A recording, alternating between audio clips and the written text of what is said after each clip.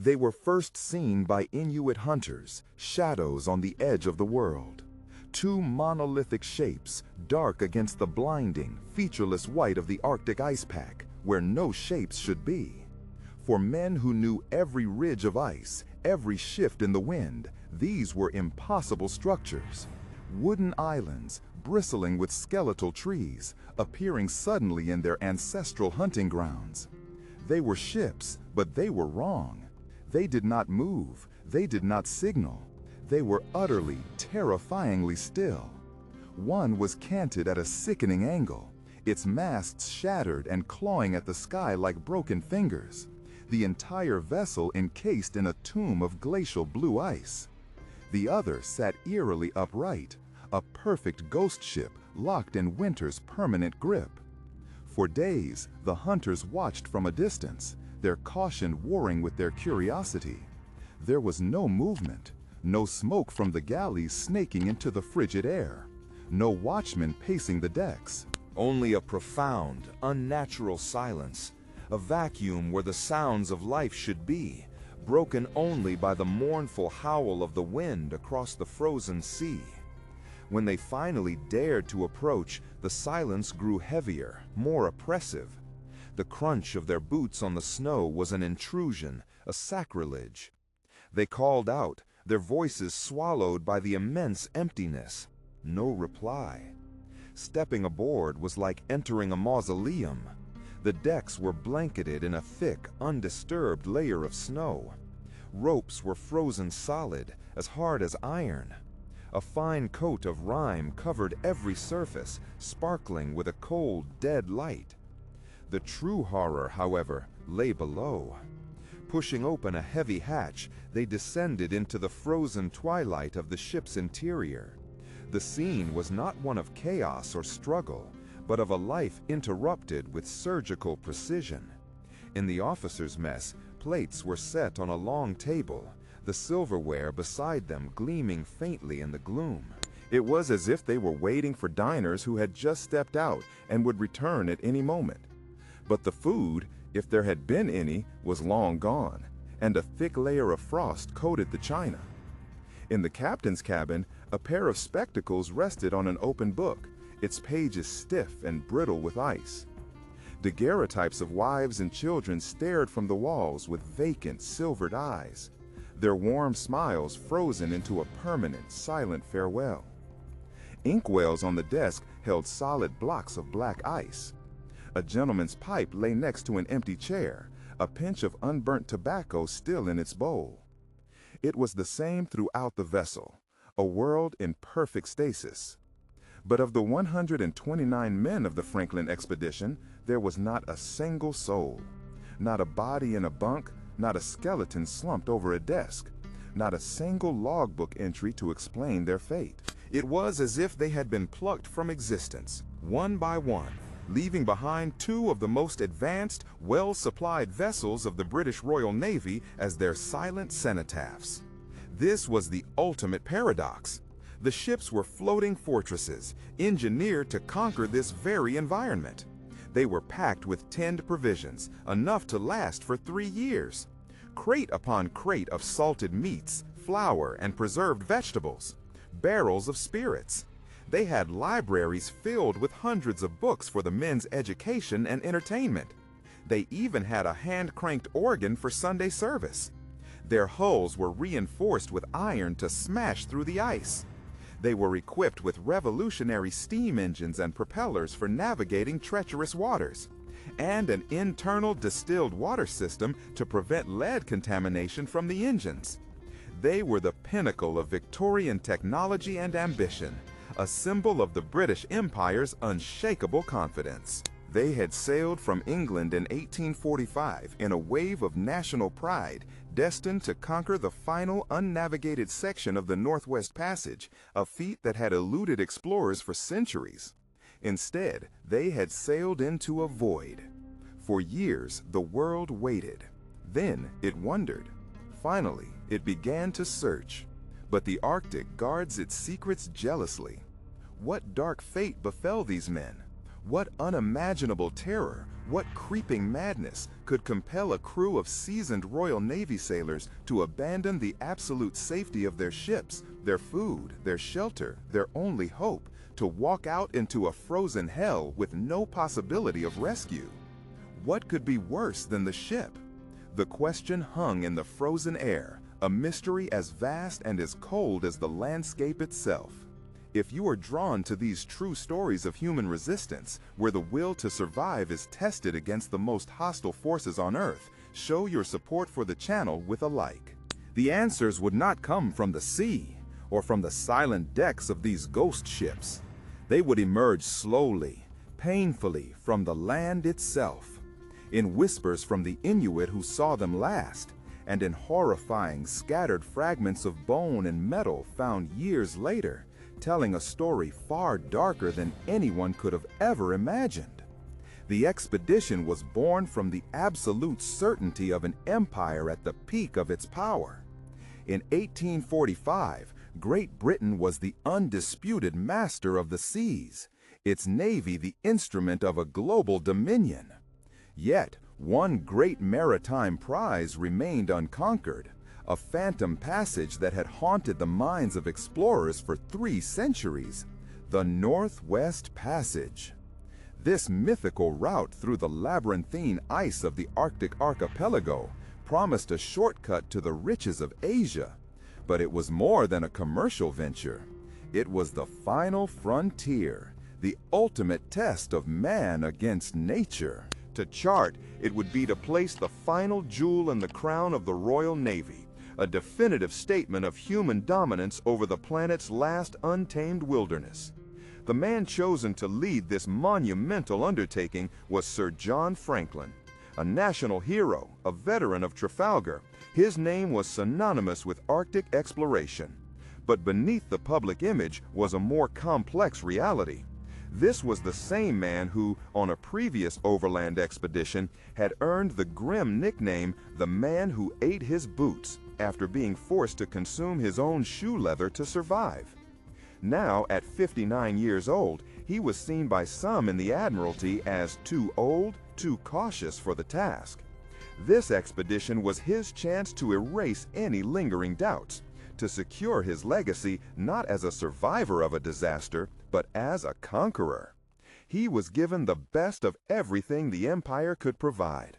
His flagships, HMS Erebus and HMS Terror, were not mere wooden vessels. They were war machines, bomb ships built with brutally thick hulls designed to withstand the impact of cannon fire, now repurposed to smash through polar ice.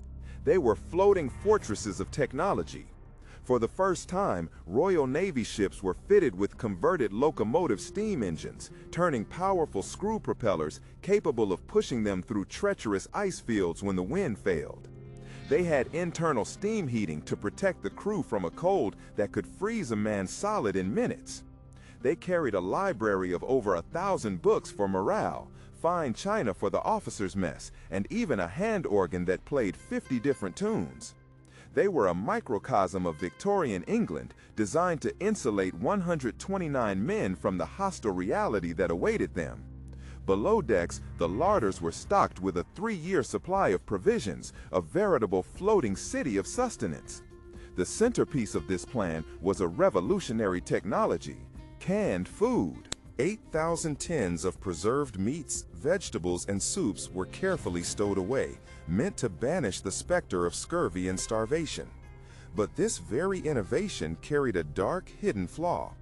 The contract to supply the tins had been awarded hastily to a provider named Stephen Goldner, who was paid a bargain price to deliver at an impossible speed. To meet the deadline, his canneries worked frantically, and the soldering used to seal the tins was thick, sloppy, and full of lead. With every meal, the men of the Franklin expedition would be ingesting small, cumulative doses of poison. The food that was meant to be their salvation was, in fact, a slow, invisible agent of their destruction. It would not kill them quickly. Instead, it would work insidiously, weakening their bodies, rotting their gums, and most terrifyingly, clouding their minds with paranoia, confusion, and an inability to make rational decisions when they would need them most. In May of 1845, they departed from Greenhithe, England, to the cheers of a proud nation. The crew, hand-picked from the finest of the Royal Navy, were confident and disciplined, led by Franklin and his highly experienced second-in-command, Francis Crozier, a man who, unlike Franklin, had a deep and sober respect for the Arctic's power. They believed they were invincible, armed with the full might of the Industrial Revolution against an ancient, indifferent wilderness. The last time any European saw them alive was in late July. 2 whaling ships encountered them in Baffin Bay, on the very edge of the known world. The officers were in high spirits, inviting the whaler captains aboard for dinner, boasting of their fine equipment and their certainty of success within a single season. Then, the Erebus and Terror turned their bows west, sailing over the horizon and into a vast white silence. For the first year, there was no concern. The expedition was provisioned for 3. But as the second year passed with no word, a quiet unease began to creep into the halls of the Admiralty. By the 3rd year, that unease had turned into a national obsession, fanned by the tireless efforts of Franklin's wife, Lady Jane. The most powerful nation on Earth had sent its finest men and its most advanced technology into the Arctic, and they had vanished as if they had never existed. The silence itself became a malevolent force, a blank space on the map that had swallowed 129 souls whole, leaving behind only questions that would grow darker with each passing year. What the world perceived as silence was, for the 129 men of the Erebus and Terror, a symphony of destruction. It was the groan of the ship's timbers, a constant, deep-throated protest against the crushing pressure of the ice. It was the sharp, explosive crack of the frozen sea, a sound like artillery fire in the dead of night that would jolt every man from his fitful sleep. And it was the slow, internal decay of their own bodies, a process far more terrifying than any external threat. Their first winter, spent at Beechey Island, had been a study in discipline. They maintained naval routine, held classes to combat the monotony, and even performed plays to ward off the encroaching polar darkness. But the Arctic had already demanded a sacrifice. 3 men died that first year, their graves dug into the permafrost, their bodies perfectly preserved by the cold, a grim foreshadowing of the disaster to come. Modern autopsies on these first victims would later reveal the initial clue: shockingly high levels of lead in their tissues.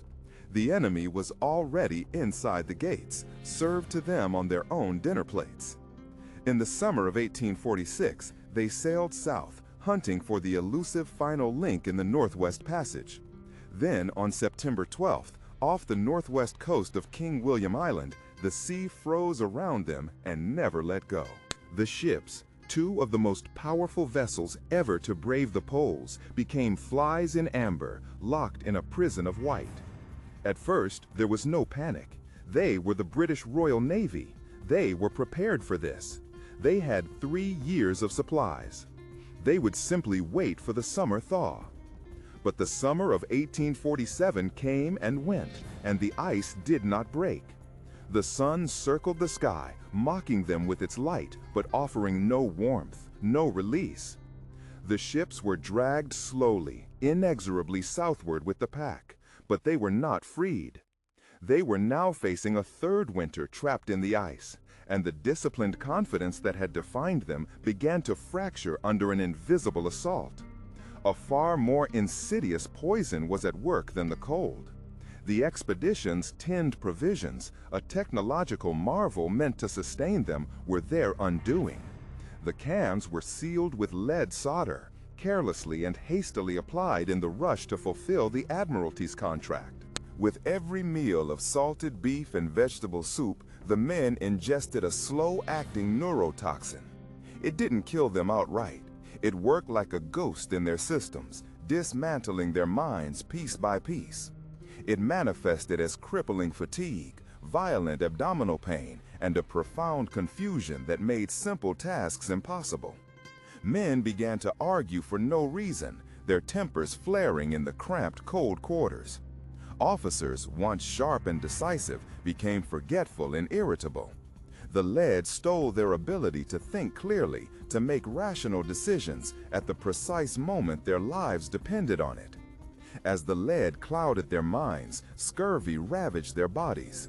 The old curse of sailors, which they believed they had conquered, returned with a vengeance. It began subtly, with an aching in the limbs and a feeling of deep exhaustion. Then their gums began to swell, turning a dark purplish black before bleeding at the slightest touch. Teeth, firmly set for decades, loosened in their sockets until they could be plucked out with fingers. Old wounds, healed for years, split open and began to fester, as if the body was unmaking itself from the inside out. The men became lethargic, their joints swelling with agonizing pain, their skin erupting in dark sores. They were trapped on ships filled with food, yet they were starving from a lack of a single vital nutrient. Their bodies literally disintegrating, while their minds grew paranoid and dull. The polar night descended once more, a suffocating blanket of absolute darkness and cold that lasted for months. The temperature outside plunged to 40, then 50 degrees below zero. The wind was a physical blade that could inflict frostbite on exposed skin in less than a minute. Inside the ships, the moisture from their own breath froze on the walls, encasing them in a layer of interior ice that glittered mockingly in the lamplight. Hope, once the fuel of their great enterprise, curdled into a grim, day-to-day struggle for survival. The ships were no longer vessels of exploration. They were floating mausoleums, slowly being crushed by a force that had no malice, only infinite power and infinite patience. Then, on June 11, 1847, the heart of the expedition stopped beating. Sir John Franklin, the veteran commander, the public face of British Arctic ambition, died. We do not know how. Was it the scurvy that finally rotted him from within? The lead that clouded his final thoughts? Or simply a heart broken by the colossal weight of failure? His death was more than a catastrophic blow. It was the extinguishing of the expedition's soul. He was the symbol of their purpose, the embodiment of the Empire's will. With his passing, the mission officially died, and the grim business of mere survival began. The man who was supposed to lead them to glory was now just another frozen corpse in a floating tomb, his authority vanishing into the polar air. The command fell to Captain Francis Crozier, a hardened Irish mariner who knew the Antarctic well, but nothing could have prepared him for this. He inherited a command of dying men on dead ships. He watched as the third winter tightened its grip, and death became a constant, almost mundane companion. 24 officers and men had now perished. The survivors were gaunt figures with haunted eyes and rotting gums, their uniforms hanging loosely on skeletal frames. They moved like ghosts through the icy corridors of the ships, their conversations dwindling to whispers. They knew that to remain on the ships was to accept a slow, agonizing execution by cold, disease, and starvation. The decision Crozier faced was unthinkable in the Royal Navy: to abandon His Majesty's ships. It was an admission of total defeat, a violation of a sacred trust that could ruin a man's career and legacy. But the alternative was to preside over a floating graveyard. The choice was made. On April 22, 1848, after 19 months locked in the ice, the remaining 105 men prepared to step off the Erebus in terror for the last time. In a stone cairn at Victory Point, they left a single piece of paper, the expedition's final, desperate message to the world. Written in the margins of a standard naval form, Crozier's words are a testament to their plight. He calmly recorded Franklin's death, the abandonment of the ships, and their insane, hopeless objective: to march south to the Back's Fish River, hundreds of miles away across a featureless, frozen wasteland. It was not a plan for survival. It was a plan for a different kind of death. A death on the move. A death in the pursuit of a phantom hope. They stepped off the ships and onto the ice, leaving behind the only world they had known for nearly 3 years. And here, the lead poisoning revealed its most tragic symptom, the complete destruction of reason. They loaded their heavy sledges not just with essential food and tents, but with an absurd collection of useless weight. They dragged heavy oak writing desks, silver cutlery engraved with family crests, brass curtain rods, and leather-bound books. A copy of The Vicar of Wakefield was found beside one skeleton. Each item was a desperate anchor to a civilized world that no longer existed, a world their poisoned minds could not let go of. They were hauling the relics of their own ghosts, believing these symbols of order, of home, of who they used to be, could somehow ward off the chaos that was consuming them. The weight was crushing, but the weight of letting go was even greater. The march was a slow-motion catastrophe. The men, their bodies already ravaged by scurvy and their minds clouded by lead, were in no condition to haul hundreds of pounds each across jagged sea ice and barren rock. The land itself was an enemy. King William Island was not a gentle, snow-covered plain. It was a desolate expanse of sharp limestone and frozen mud, a landscape designed to break men, sledges, and spirits. The sound was a constant, grinding torment. The scrape of heavy runners on ice, the relentless howl of the wind that stole the breath from their lungs, and the ragged, painful breathing of dying men. The visual was even worse, a blinding, unending whiteness that offered no landmarks, no sense of progress, no escape. It was a sensory deprivation chamber that amplified their internal madness. Inuit hunters, whose people had thrived in this environment for centuries, later told stories of the white men they encountered. They were not men, but apparitions. Skeletal figures, their faces blackened by frostbite and filth, their eyes wide with a terrifying emptiness. The Inuit watched from a distance as these strange, dying creatures fell in the snow and did not get up. They saw them pointing south, always south, dragging their heavy, useless burdens until their strength gave out completely. One by one, their bodies becoming new, grim landmarks on the frozen plain. Then came the final horror. As starvation became absolute, the last vestiges of naval discipline, of Victorian society, of humanity itself, were stripped away. In a place with no game to hunt and no plants to eat, there was only one source of fresh meat left. The final, desperate act of survival was to turn on their own fallen comrades. This was not a single, isolated act of madness in the dark. The evidence, discovered over a century later, is undeniable and stomach-turning. Human bones bearing the telltale signs of methodical butchery. Knife cuts along the joints, skulls cracked open, and long bones deliberately broken to get at the fatty marrow. This was a systematic process, a horrifying strategy for survival adopted by starving, dying men whose minds had been stolen from them.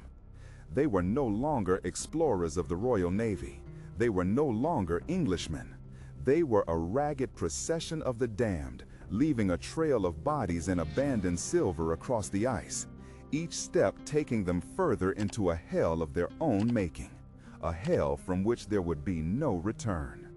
The past is a frozen landscape, littered with warnings for those who dare to look.